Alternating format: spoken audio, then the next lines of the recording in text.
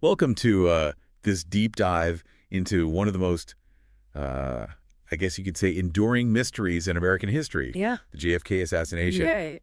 Um, you've requested that we look into some of the evidence, inconsistencies, and alternative theories Yeah. surrounding that day in Dallas, Mm-hmm. specifically drawing from articles in the Fourth Decade magazine. Right. Yeah. The fourth decade has some really interesting stuff. Oh, absolutely. Some really interesting perspectives. And these articles really do take us down some fascinating rabbit holes. Yeah. From an FBI informant popping up in unexpected places to doubts about the Zapruder film. Right. It seems like every piece of evidence we turn over just reveals more questions. It's true. The more you learn about it, the more questions you have, Yeah. the less certain you become. But that's kind of what makes it so fascinating for Yeah. researchers and just armchair detectives. So you asked us to unpack some of these inconsistencies and see if they hold any water. Yeah. Let's start with a character who seems straight out of a spy thriller, Harry D. Holmes, a postal inspector who also happened to be an informant for the FBI. Yeah, Holmes is a really interesting figure in all this. Okay, I'm intrigued. What makes Holmes so interesting? Well, he was tasked with tracking post office boxes, Okay. which, as you know, Lee Harvey Oswald used. Right. So that's our first connection. Okay. But then Holmes claims he saw the assassination itself through binoculars from his office window. Wow. And if that's not enough, he also provided detailed testimony to the Warren Commission about Oswald's rifle purchase, even though he later admitted he initially had the wrong magazine details. Interesting. But here's where it gets really strange. Okay. Holmes was present during Oswald's final interrogation, Wait a minute. seemingly at the invitation of Captain Fritz, despite being off duty. Wouldn't the authorities want to keep a tight lid on the interrogation of a presidential assassination suspect? You would think so, right? Why would they allow an off-duty postal inspector into the room? Yeah, it's a really odd detail, and to make matters even more peculiar, Mm. his Warren Commission testimony mentions a discussion off the record during that interrogation. Like a shadow falling across an already murky event. Exactly. It just adds another layer of mystery. So we have this FBI informant who might have seen the assassination Right. and then ends up in the interrogation room with Oswald. Mm-hmm. It's a coincidence that definitely raises eyebrows. For sure. And you see these coincidences taken together Yeah. to paint a picture of someone who knew more than they let on. Right. Was Holmes a patsy? Yeah. Or a player? Mm-hmm. Or just incredibly unlucky to be present at so many key moments? Right. That's the question I think we need to grapple with. It definitely makes you wonder what else might be hidden beneath the surface of the official narrative. Absolutely. And that brings us to the official narrative itself. Okay. The Warren Commission's conclusion that Lee Harvey Oswald acted alone firing 3 shots from the Texas School Book Depository. Right. Our articles present some pretty compelling challenges to this lone gunman theory. All right, let's dive into those challenges. Okay. Where do the articles suggest the Warren Commission's narrative might be flawed? One of the most significant challenges comes from Ron Hepler's analysis of the timing of the shots. Okay. He suggests that Governor Connolly, who was riding in the car with JFK, Right. was hit by 2 separate bullets after the fatal headshot that killed the president. Okay, so 2 shots after JFK was already fatally wounded. Think about that for a second. Yeah, that completely upends the official timeline. It does, and it raises serious questions about whether all the wounds could have been inflicted by a single shooter from Oswald's position in the book depository. So this raises some serious questions about the official narrative's timeline. Right. And what about the location of JFK's head wound? Yeah, There seems to be some debate about that as well. absolutely. We have some witnesses, including doctors at Parkland Hospital and Secret Service personnel, who described a head wound on the right side, Right. which contradicts the classic image of a back-of-the-head blowout. So imagine you're one of those doctors or Secret Service agents in the immediate aftermath of the shooting. Right. The shock, the chaos, the urgency to try and save the president's life. Yeah, It's understandable that memories might be jumbled. of course. Yeah. But even taking those factors into account, Right. these conflicting descriptions of such a crucial detail are hard to ignore. Yeah. They definitely give weight to some of the alternative theories out there. And of course, we can't talk about the JFK assassination without discussing the Zapruder film, Right. that grainy home movie that has been analyzed frame by frame for over 6 decades. I know it's amazing how much scrutiny that film has received. It is. And for good reason. Exactly. It's really the closest thing we have to a visual record of what happened. It is. Mm-hmm. But the Zapruder film is both a crucial piece of evidence Yes. and a source of immense controversy. Right. Harrison E. Livingstone, whose analysis is featured in these articles, highlights some troubling inconsistencies in the film's chain of custody. Yeah, it's like a crime scene. If the evidence isn't handled properly from the start, it casts doubt on everything that follows. Okay, so Livingston claims there's evidence of tampering. What exactly is he seeing in the film that makes him think that? Well, he points to things like missing frames. Okay. And even evidence that suggests the limousine may have stopped at one point. A stopped limousine. Yeah, it's a detail that a lot of people overlook. It would change the dynamics of the entire shooting sequence. Exactly, and it raises questions about what might have happened during that stop. What else does Livingston see as suspicious? He describes a fade in and fade out between certain scenes, which could indicate editing. And then there's something called unusual filling of the intersprocket area in some frames. Now, for those of us who aren't film experts, what does that even mean?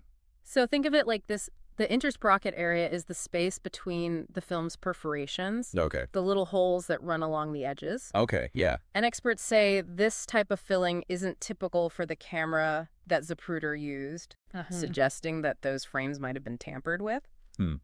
It's like finding fingerprints on a supposedly untouched weapon. Exactly. It throws the entire chain of evidence into question. So even this most iconic piece of evidence, the film that seemingly captured the assassination as it unfolded, might not be as straightforward as we've been led to believe. That's right. And amidst all the scrutiny of the film and witness testimonies, we have yet another enigmatic figure to consider. George de Mohrenschildt. De Mohrenschildt is a character I find endlessly fascinating. Oh, he's a fascinating guy for sure. He's linked to Oswald in the months leading up to the assassination. Right. But his own life is so full of twists and turns that it's hard to separate fact from fiction. He really embodies the many layers of this case. So on one hand, we have his background. Yeah. An aristocrat, brushes with the law. Right. Multiple marriages. Yeah, it reads like a spy novel. So charming, sophisticated, worldly, but also potentially running from something or someone. That's a good way to put it.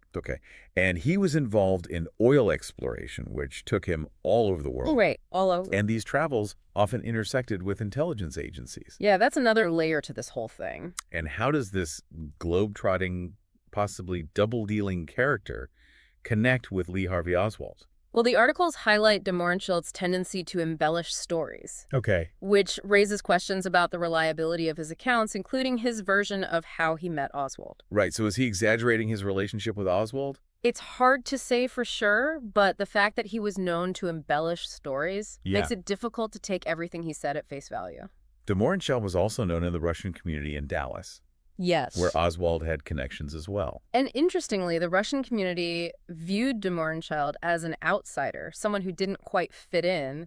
And crucially, he remained connected to Oswald even after others distanced themselves. So this, coupled with his intelligence connections and his penchant for embellishment, has made him a central figure in many conspiracy theories. It's as if de Mohrenschildt was a walking enigma. Yeah. Like a puzzle piece that doesn't quite fit into the larger picture. Right. But somehow holds the key to understanding it all. It's possible. And that brings us to another piece of this puzzle. Okay. The debate over the man in the doorway. Ah, yes. Was it Oswald or fellow Texas school book depository employee Billy Lovelady? Right. The man in the doorway is one of the most enduring mysteries of the assassination. The articles present some fascinating evidence focusing on a seemingly minor detail. Yeah. Lovelady's plaid shirt. Okay. John J. Johnson's analysis highlights a curious discrepancy. Photos and film footage seem to show Lovelady wearing different shirts. Oh, wow. With and without a pocket flap on the day of the assassination. So you're saying there are multiple photos of Lovelady. Right. And in some he has a pocket flap on his shirt, and in others he doesn't. Exactly. That's interesting. A different shirt. Could that be a simple wardrobe choice? It's possible, but it's also possible that it's something more deliberate. Okay. Remember, we're talking about a crime scene where every detail matters. Right. If Lovelady's shirt doesn't match the one in those images, it could suggest a stage scene or an attempt to create confusion. Could this detail, as seemingly insignificant as it is, actually point to a larger effort to manipulate the evidence? It's definitely a possibility. And when you consider this shirt discrepancy, alongside all the other inconsistencies we've discussed, The questions surrounding the JFK assassination only deepen. Right. It's like we're peeling back layers of an onion, and with each layer we find more questions than answers. More and more questions. It's like we're piecing together a giant jigsaw puzzle, but some of the pieces are missing and others just don't seem to fit. Yeah, that's a great analogy. These articles also bring up another intriguing piece of the puzzle. Okay. The claim that the FBI had Oswald's Social Security number. Really? Well before the assassination. So they were aware of him before. That's what it seems to suggest. Wow. That really makes you question the extent of the FBI's knowledge about Oswald. Right. And what he might have been up to. Yeah. If they had his Social Security number, it suggests they were already keeping tabs on him in some way. But if they were already watching Oswald, wouldn't that contradict the Warren Commission's conclusion? Yeah. That he was a lone wolf acting on his own? It certainly raises some awkward questions about the thoroughness of the investigation, doesn't it? It does. The articles don't go into detail about how the FBI obtained his Social Security number or what they did with that information, but it's definitely a detail worth digging into. It's another piece of the puzzle that hints at a much larger and more complex story than we've been told. Right. And speaking of complex stories, the articles introduce us to a character named Bardwell D. Odom. Odom. An FBI agent who seems to have been everywhere during the investigation. Oh, yeah. Odom is a fascinating example of how even the less-known figures in a major historical event can play a crucial role. So he was like the ultimate insider. Yeah. Witnessing key moments and gathering evidence firsthand. The articles highlight Odom's involvement in everything. Okay. From the rifle delivery to the arrest of Oswald at the Texas Theater. Wow. He even interviewed witnesses to the Tippit shooting and the assassination itself. So what kind of insights did Odom provide? What did he actually see and hear during those critical moments? Well, Odom was primarily an evidence gatherer and witness interviewer. Okay. He meticulously documented details, collected ballistics, and sought corroboration from multiple sources. So think of him as the ultimate fact checker. Yeah. In a case that desperately needed careful fact checking. Right. And given his presence at so many key moments, his observations would have been invaluable to the investigation. That would have been. What were some of the more significant things Odom observed? Well, he was reportedly present when Oswald shouted, "Police brutality," during his arrest at the Texas Theater. Oh, wow. That seemingly small detail adds a new dimension to how we understand Oswald's actions. Right. Was it a genuine outcry or a calculated move to disrupt the investigation? It's hard to say for sure. Right.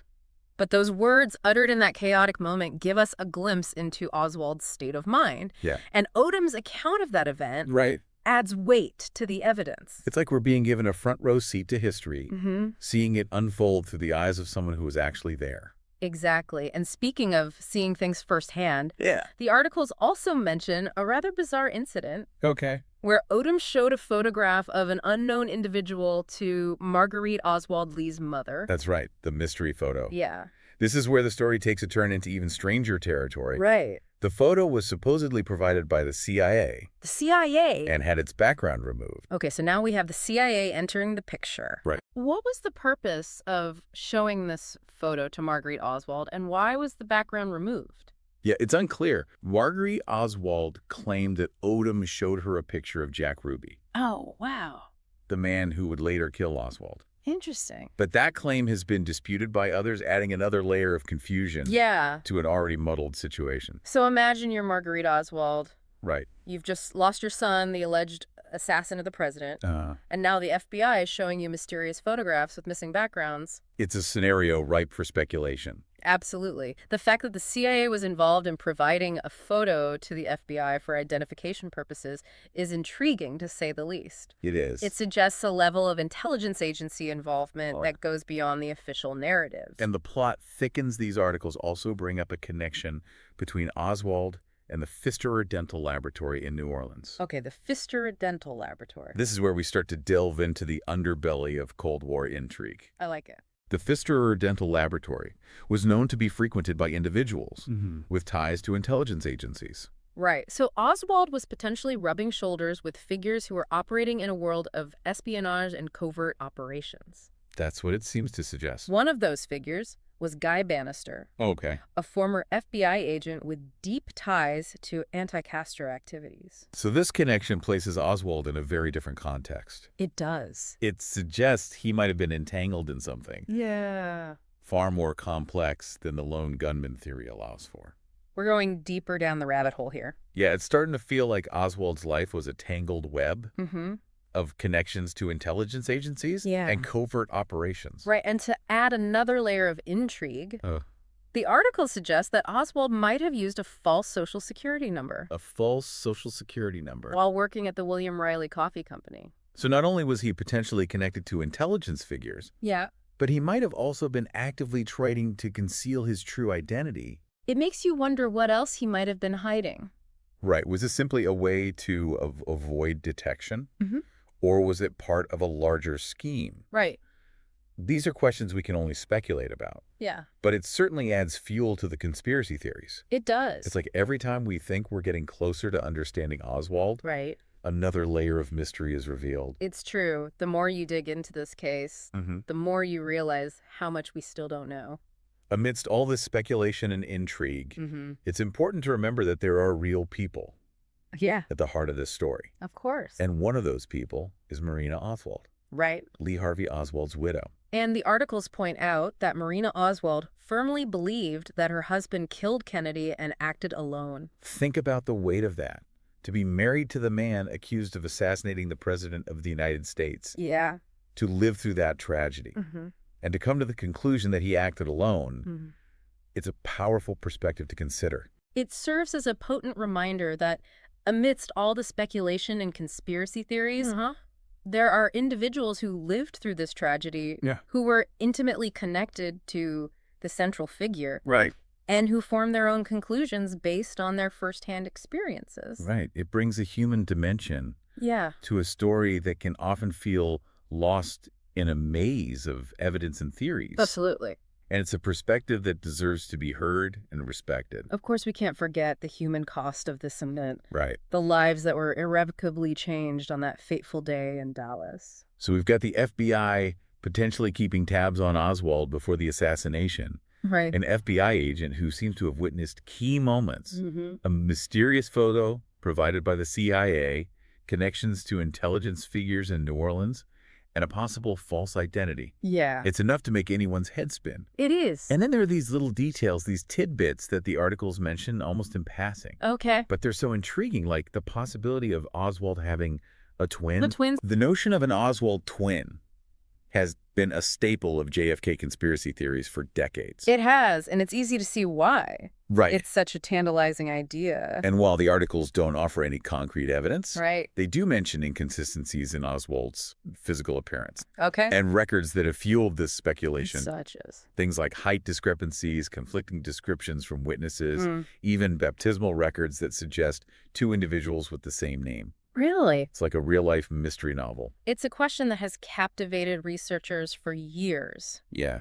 Could there be another Oswald out there? Right. A doppelganger who was somehow involved in the events of November 22nd?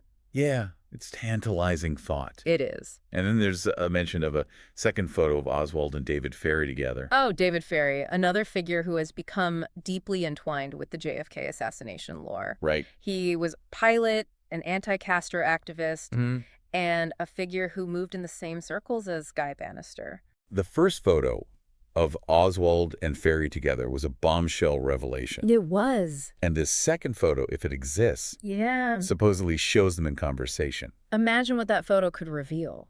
It would be like finding a missing piece of the puzzle. Yeah. A piece that could help us finally understand the nature of their connection. It'd be fascinating to see. But so far, this second photo has remained elusive. Right. Another mystery to add to the long list of unanswered questions surrounding the JFK assassination. It's a reminder that even after decades of investigation and countless theories, there's still so much we don't know about this case. Yeah, it seems like with every answer, we find 10 more questions pop up. I know, it's true, though, isn't it? It is. It is. And these articles really do highlight how much we still don't know. Yeah. They encourage us to think critically, to question what we think we know, and to be open to alternative possibilities. That's right. These articles are not about providing definitive answers. but about prompting us to ask the right questions. Yeah. They challenge us to be discerning consumers of information, especially when it comes to historical narratives. Because history is often written by the victors, as they say. Precisely. And when it comes to an event as significant as the JFK assassination, Right. an event that shook the nation to its core, it's crucial that we examine all sides of the story. I agree. We need to be willing to consider evidence that challenges the official narrative Yeah. and to acknowledge that the truth may be far more complex than we initially thought. So as we wrap up this deep dive, Okay. what are some of the key takeaways for you? What should our listener be thinking about as they continue their own exploration of this event? Well, first and foremost, I think it's essential to remember that the JFK assassination is a story that's still being written. Yeah. The articles we've explored today highlight the fact that there are still many unanswered questions, Right. many threads that need further investigation. We've encountered mysterious figures like Harry D. Holmes and George de Mohrenschildt. Yeah. We've seen evidence discrepancies in the Zapruder film and witness testimonies. Right. And we've uncovered a network of connections to intelligence agencies and anti-Castro activities. And through it all, we've seen how easily narratives can be shaped and manipulated. Yeah. How the same evidence can be interpreted in vastly different ways. Absolutely. It's a reminder that truth is often elusive, Yeah. especially when powerful forces are at play. So where do you suggest our listener go from here?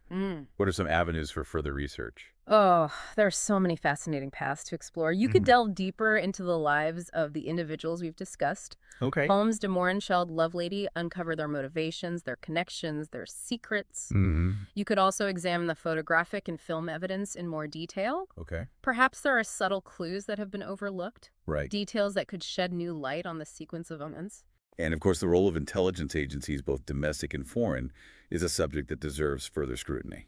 Absolutely. It's a rabbit hole that could easily consume a lifetime, Good. but it's a journey worth taking. It is. And as you embark on your own investigation, remember that the JFK assassination is not just a historical event. Right. It's a reflection of our own capacity for belief and disbelief. That's a good point. It's a story that challenges us to confront the limits of our knowledge and to question the very nature of truth. Oh, well said.